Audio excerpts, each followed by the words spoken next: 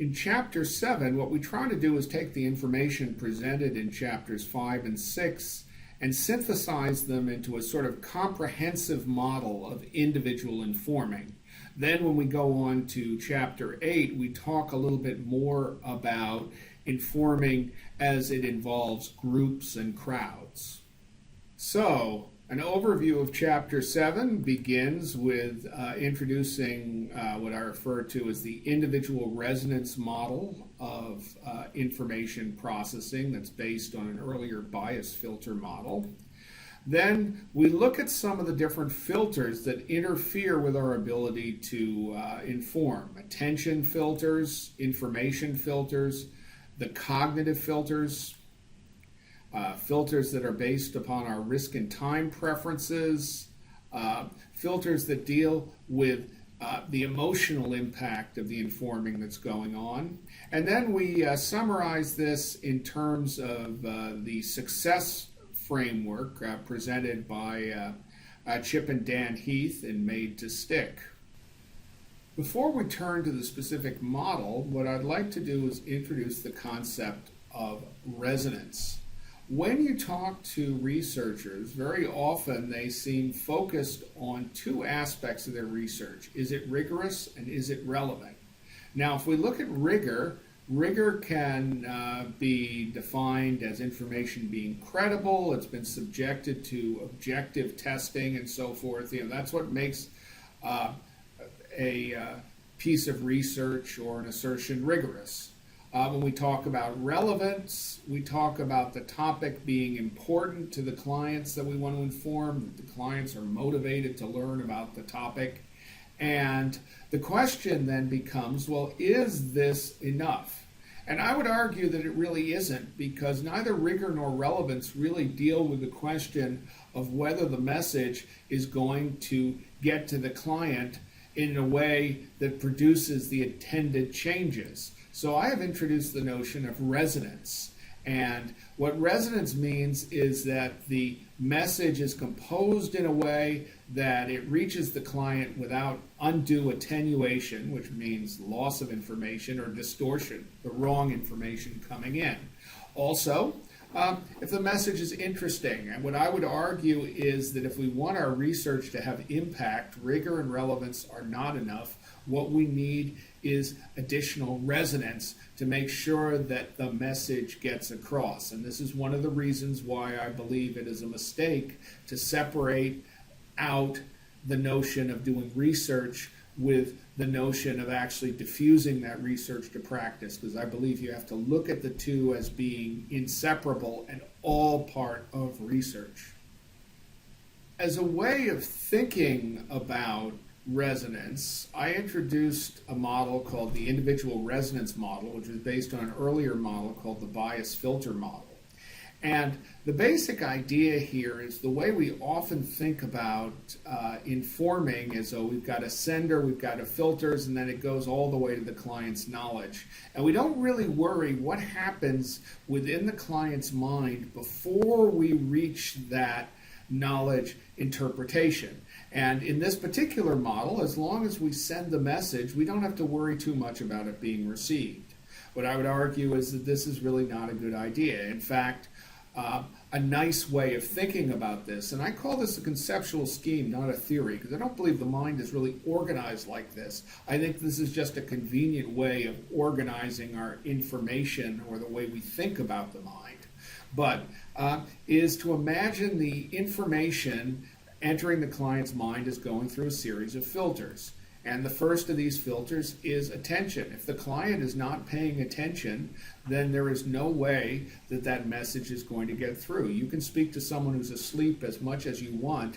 Chances are, if they don't wake up, they're not going to receive your message. Something we demonstrate time and time again in our lectures. After the attention, we get an information filter as the individuals attempt to determine the degree to which that knowledge fits the existing information that they have. And they try to integrate it into that existing information. After that, they hit risk and time and cognitive filters. These are filters that basically look for inconsistencies either with our preferences or with existing knowledge. Beyond that, we go through motivation filters, which is to say, do we really care about this? Do we want to take the effort to pay attention to it long enough to allow it to be moved into memory? And visceral factors. These are things like our emotional state and so forth. And what you will notice here is that I suggest the filters may operate at different levels. Information filters can go all the way to the compiled level, as well as affecting the other levels of knowledge, because basically if we've already got a slot for the information, we can incorporate it without even thinking about it. When we drive, we're constantly receiving information, but that information is consistent with our long practice history of the laws of physics and the laws of motion and so forth, so we don't think about it. We simply react to it without any conscious effort.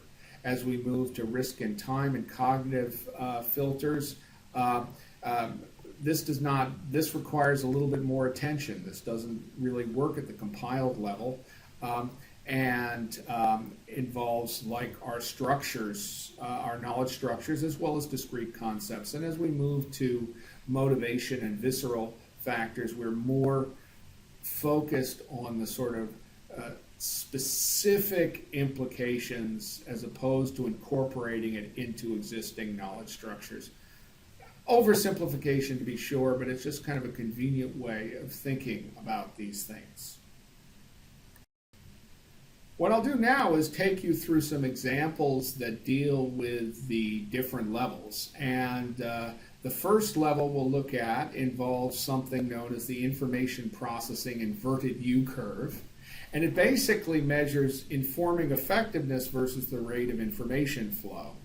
And we call it the inverted U-curve because it looks a little bit like an upside down U. And essentially what this tells us is that if we're informing at a very, very low rate, we've got a low information flow, our informing is not very effective. And the reason for this is we tend to lose the client's attention. And if we're not giving them enough information to hold their attention, then they get distracted and they think about something else. On the other hand, if we give them too much information flow, we get a different problem, information overload. And essentially when information overload occurs, basically people stop paying attention, and because they simply are not able to process the information that we're feeding them. So there's this kind of sweet spot, and of course where the sweet spot exists depends upon an individual's level of expertise. If someone is incredibly expert, they can often handle a much higher rate of information flow before overload occurs. I recall one course that I took at MIT. It was an introduction to computer systems, and by the time I'd taken that course, I'd had relatively little formal training in computer systems, but I had been programming for 5 years, pretty much full time, and had a lot of experience in that. And that course was incredibly challenging for many of the students taking it, whereas for me, every time the person mentioned a concept, I had encountered a problem that particular concept, such as creating a hash table or using an SQL database, would have solved. And so I probably learned more in that course than I've ever learned in any other course in my life, despite the fact that it was a lecture course. But the reason was the rate of information flow was perfectly matched with my existing level of knowledge. And frankly, that doesn't happen that often.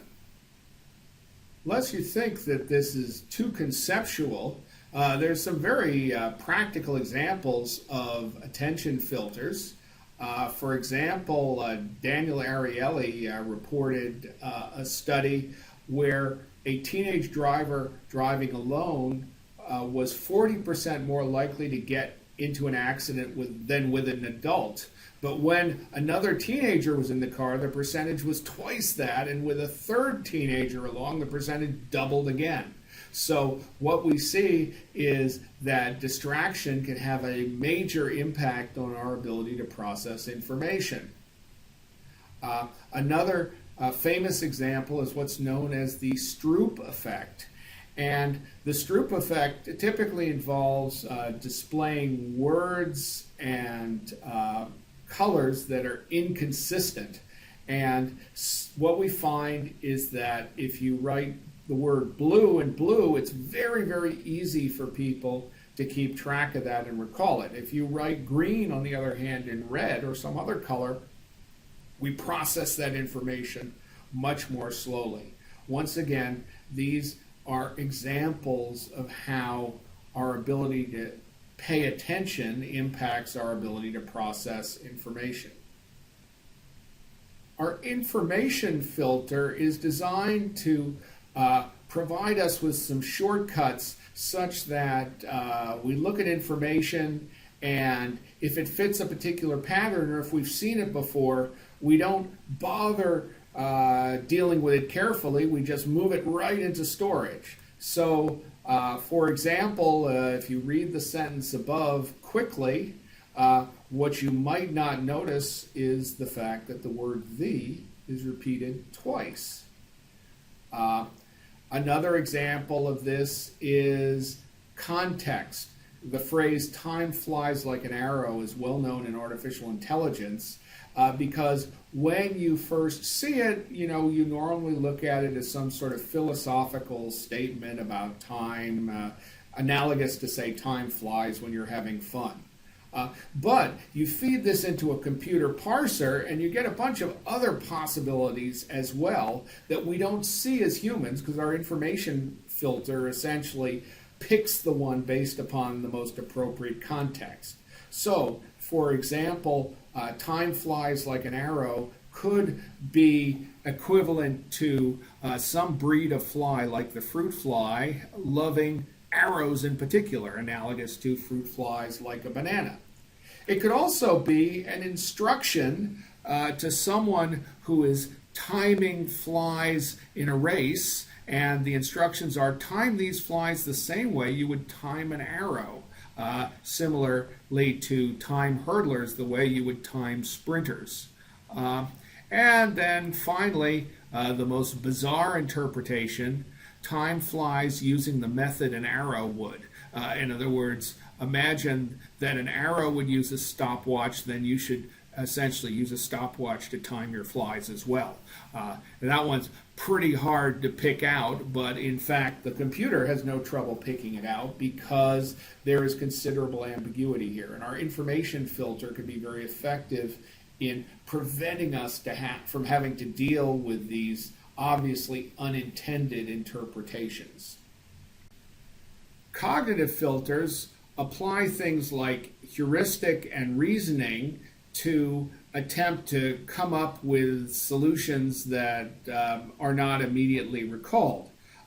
So, for example, the question has been asked: what city has more inhabitants, San Diego or San Antonio? And there was a study done by a German, and what they found was that most U.S. students get the answer correct, but far from all. On the other hand, 100% of German students got the answer correct. Now, the reason they got the answer correct is what's known as the availability heuristic. Germans don't really know anything or that much about San Diego, but they haven't even heard of San Antonio. So as a consequence, since they'd heard of San Diego and they hadn't heard of San Antonio, they decided San Diego must have the larger population. And this is the type of reasoning that can take place at the cognitive filter, which can actually have quite an impact on how information is interpreted. Our risk and time preference filters determine the likelihood that we'll accept information or trade-offs based upon our perceptions of the associated risk and time. And so an example of this, and there are lots and lots of examples in Kahneman's book, involves a set of choices. So in choice one, you get a 50% chance of winning a 3-week tour of the UK, France, and Italy, or a 100% chance of a 1-week tour of the UK. This was given to UK students. The second choice, you had a 5% chance of winning the 3-week tour of the UK, France, and Italy, and a 10% chance of winning a 1-week tour of the UK. Now, what they found when they did these choices was that for the first choice, 22% chose the first option, 78% chose the second. This is an example of how we strongly prefer certainty to uncertainty. Since there's uncertainty here, we have a preference. Now, for the second choice, 67% chose the first option, whereas 33% chose the second. Now, the ratio of uncertainty is the same in both cases. In this case, it's 2 to 1, and in this case, it's 2 to 1. But a rational decision maker would therefore have tended to choose the same option in both. But in fact, people choose very differently because we don't see the difference between 5 and 10% as being nearly that great as the difference between certainty and anything less than certainty. When we get to motivation filters, there are a lot of different sources of motivation. Intrinsic motivation consists of things like keeping arousal within reasonable bounds, the desire for control, the desire for achievement, and it's one of my favorite articles is an article by Davis from 1971 called "That's Interesting," and I love this particular statement, which you can read it on the screen, but basically says that what makes us interested in something is if it represents an incremental variation from what we know, but not a large variation. As soon as we propose a large variation, we're going to end up being called crackpots. And he argues this is the reason that genius has always been considered close to madness. And returning back to our fitness landscape, what in a sense this says is that we're always interested in ways of improving fitness involving an incremental change, but we're not necessarily that interested in ways that require us to move to an entirely different fitness peak. As I mentioned on the previous slide, one of the primary sources of motivation, intrinsic motivation, is the sense of being in control. And this is illustrated by a very famous experiment conducted by Roden and Langer that was performed in a nursing home. And what they did was they gave each resident a plant. And for one set of residents, they were told that they had to take complete responsibility for taking care of the individual plant. And if they didn't, it would simply die. The other half, the low control group, was told a staff person would take care of it and they would not have to worry about it. Well, the implications of this little change were quite remarkable because at the end of the 6-month study, 30% of the low control group had died compared with 15% of the high control group.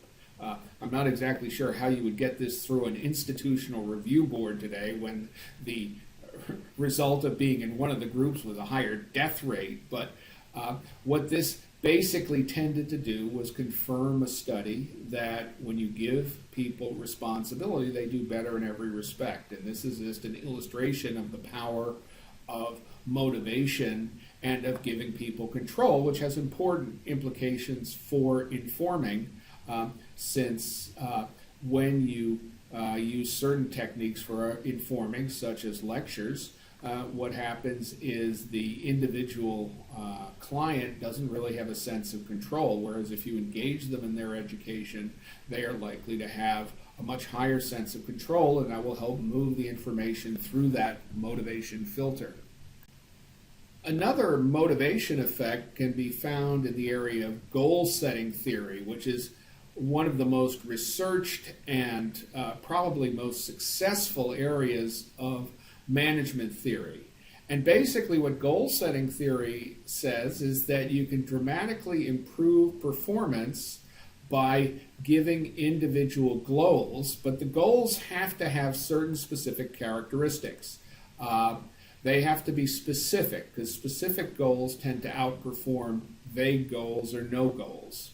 They have to be committable.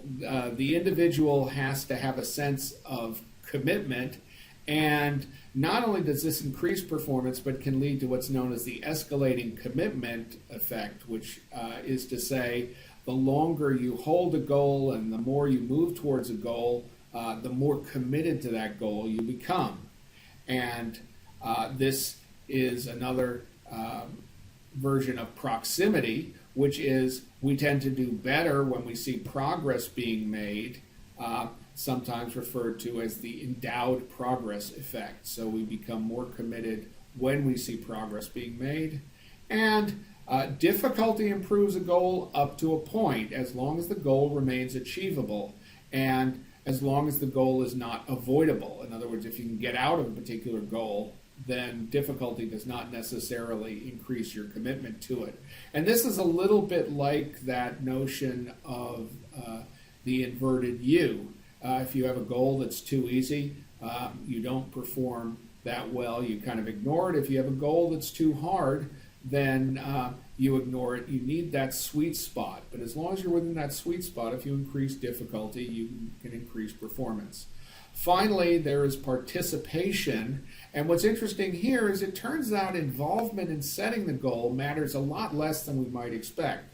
There's a long line of theory which suggests that having users setting their own goals will have a big beneficial effect, but that is not clearly indicated in the research. Now, that doesn't necessarily mean it's not true. It simply means that we didn't find it in the research, because one of the things that frequently happens when we do the research is we try to oversimplify the questions. But goal setting theory is a fertile area for research, and it's an area of management research which has actually shown to be pretty robust in practice. The visceral filters essentially deal with emotion-related effects on information processing, and a number of these effects have been observed in general terms, though frankly the stories told about them are not that compelling. So, processing priority. What we find is that if we have a lot of emotional cues in the information we're transferring, we tend to have a higher rate of memory, and they tend to get our attention better. Enhanced memory of emotionally significant events. Things like the Challenger disaster tend to sort of heighten our awareness, and so we tend to remember where we were when we got that news. And so emotionally significant events can have a significant impact on our retention. What we also find is that if you recall emotion-laden events, it can affect the decision-making, so that in some cases just recalling an emotionally significant event can change the way we process information. So these are kind of cognitive psychology findings. As I say, the stories are not as compelling, but I talk about them a little bit more in the book if you're interested in.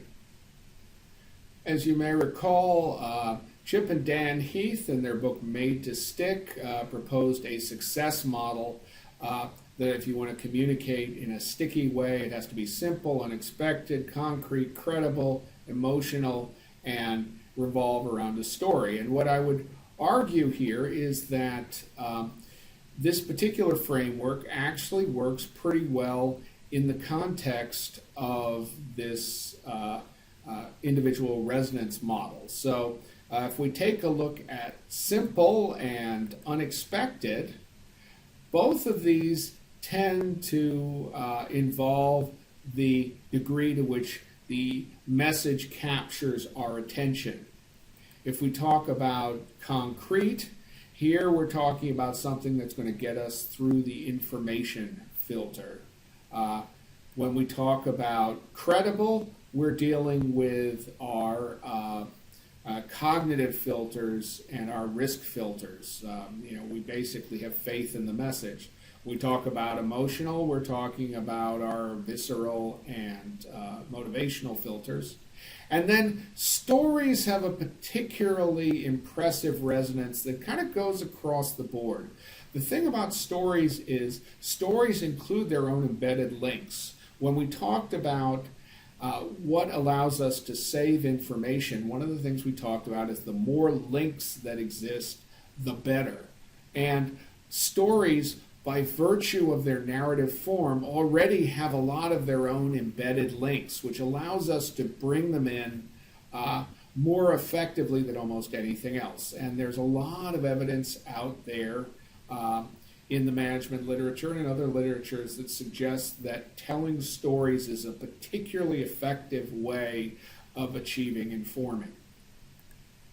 So to summarize quickly what we talked about in Chapter 7, rigor and relevance are really not enough to ensure informing. We need this notion of resonance, the ability to move through the client's filters if we want our message to get through.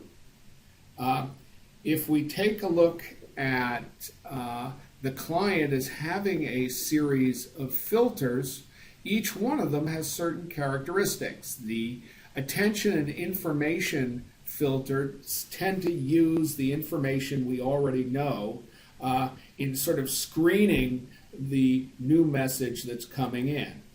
The cognitive and risk time filters employ heuristics to try to simplify what we're doing and also determine if that message coming through is credible. Our motivation and visceral filters really depend a lot on how we're feeling, and what that means is our feelings and our motivation have a big impact in our ability to become informed as a client. And finally, stories are a particularly resonant form of informing, and therefore the use of stories should be encouraged when you're actually trying to get a message that is going to resonate with and stay with the client.